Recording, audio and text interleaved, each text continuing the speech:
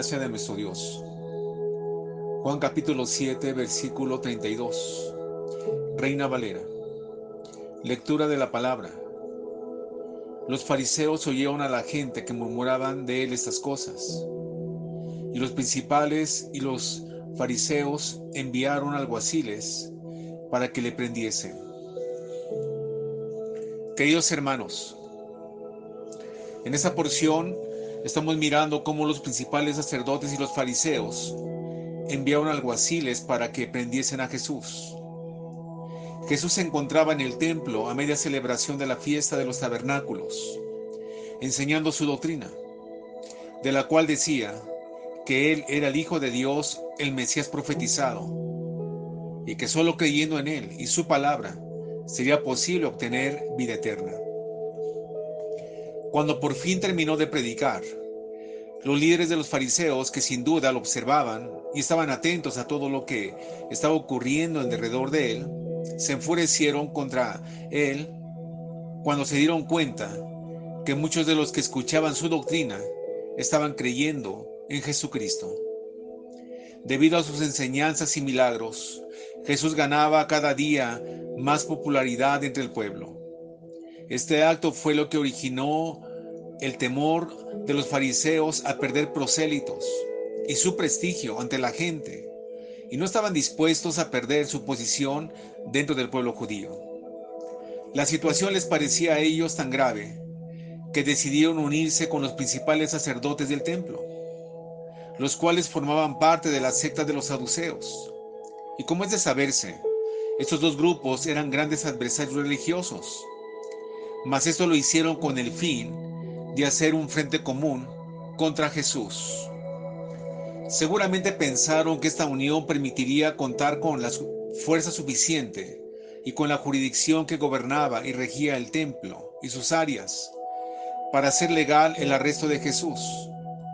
Es extraño que estas dos sectas rivales estuvieran dispuestas a unirse en su oposición contra Jesús.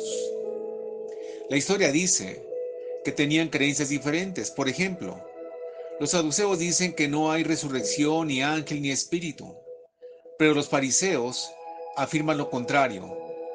Hechos 23, versículo 8. ¿Qué es lo que une al hombre con otro hombre para hacer maldad? ¿Qué es lo que despierta en el corazón del hombre el odio contra alguien que es inocente y bueno?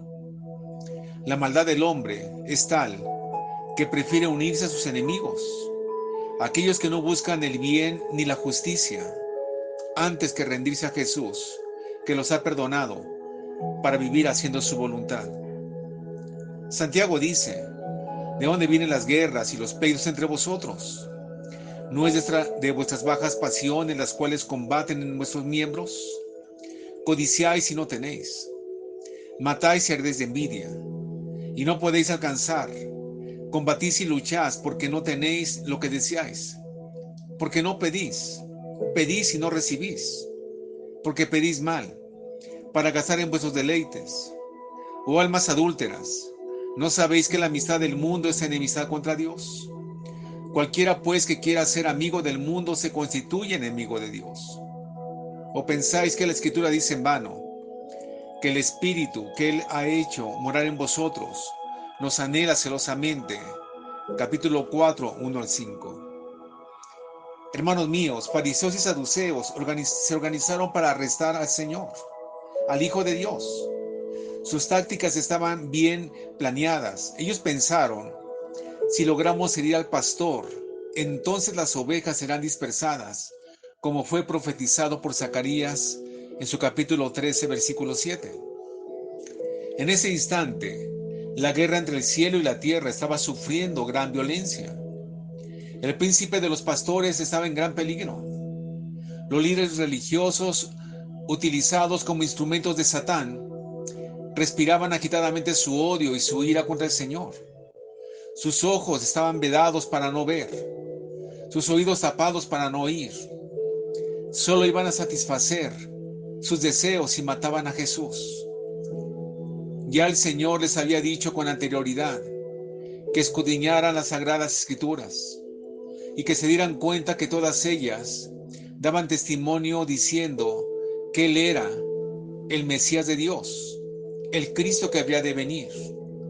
Además les había demostrado con prodigios y milagros la autoridad que Él tenía sobre el cielo y la tierra, en lo natural y en lo sobrenatural, para hacerles notar que Él era verdaderamente el Hijo de Dios. Pero no creyeron. El odio de Satanás fue puesto en sus corazones y ahora solo procuraban matarle. Esto sucede a todo hombre cuando no escucha la voz de Dios y solo vive en el concepto de la religión, de su conformidad, de su ciencia, de sus pensamientos. Entonces, hombres y mujeres niegan a Jesús. Sus ojos quedan ciegos, sus oídos sordos, y aún su mente no capta las enseñanzas y las leyes que da nuestro Dios. Y su corazón se vuelve necio y se endurece al llamado de Cristo. Mis hermanos, no es cierto que estos líderes religiosos del pueblo de Dios eran los indicados que deberían de velar y hacer todo lo posible para que el pueblo creyera que Jesús era el Mesías de Dios. Seguramente sí, pero en lugar de ello, enviaron alguaciles para arrestarle y llevarlo al matadero. Su odio hizo que nunca se dieran cuenta de que de esta manera estaban conduciendo a la nación hacia un suicidio espiritual. Esa es la manera en la que actúa una persona cuando no acepta el señorío de Cristo. En vez de conducir a los demás a reconocer que Jesús es el Mesías de Dios y llevarlo a una vida santa y al servicio del reino, lo desanima, lo desvía y lo aparta. No es extraño que en la iglesia se encuentren hermanos nuestros espiritualmente desnutridos, cuyo ánimo esté cansado. Quizás la fe de algunos se ha habido menoscabada por circunstancias de enfermedades crónicas o graves. Otros, por angustiosos apuros económicos. Algunos más por la pérdida de un ser querido o un profundo desengaño con el cónyuge o con algún amigo. Hebreos 12:15 dice: mirad más bien, no sé que alguno deje de alcanzar la gracia de Dios, que brotando alguna raíz de amargura os estorbe, y para ella muchos sean contaminados. Es por ello que es tan importante aumentar nuestra fe, en el oír y en el hacer la palabra que viene de Dios. De lo contrario, el maligno hará brotar en tu corazón raíz de amargura, y esta estorbará para hacer la voluntad de Dios, preocupándonos más por el mundo y las cosas que son fatigosas y superficiales en nuestra vida. Asimismo, otros se encuentran desfallecidos por pecados ocultos que no han sido confesados a Dios. Otros muchos aún van fatigados y vacilantes por el valle de la decisión, que dice el profeta Joel en su capítulo 3, verso 14. Otros se concentran neciamente en otras cosas, en lugar de venir y entregar su vida a Jesucristo en humildad y en mansedumbre, que es el fundamento seguro de la vida eterna.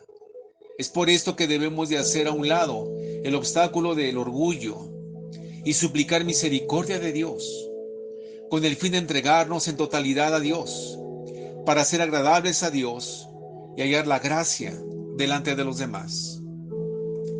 Por último diré esto: todos los miembros fieles de nuestra iglesia poseen el llamado que Pedro dijo, con un amor fraternal y no fingido, 1 de Pedro 1:22.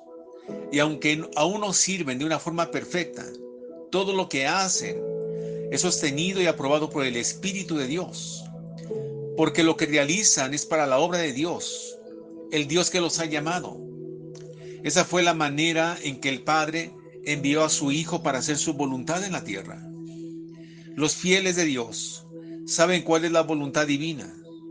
Saben que los designios del Señor al fin triunfarán sobre la tierra y sobre el infierno, porque no hay nada de lo que el Señor nuestro Dios haya dispuesto en su corazón hacer que Él no haga. Mis queridos hermanos, estos hombres enviaron a arrestar a Jesús. no creyeron las enseñanzas, no las vivieron. Pero el Señor hoy está hablando a tu corazón y te está diciendo: yo soy Jesús, yo soy el Alfa y el Omega, el principio y el fin. Mi palabra es la única que puede darte vida. El Señor te invita hoy nuevamente a que quites todos los obstáculos y vengas a su reino, vengas a su iglesia. El Señor te espera hoy para poderte ofrecer ese regalo que solamente Él puede dar: vida eterna. Que la gracia, que el amor y que la comunión de Dios nuestro Padre, su Hijo Jesucristo, esté con todos ustedes en este maravilloso día. Que Dios los bendiga.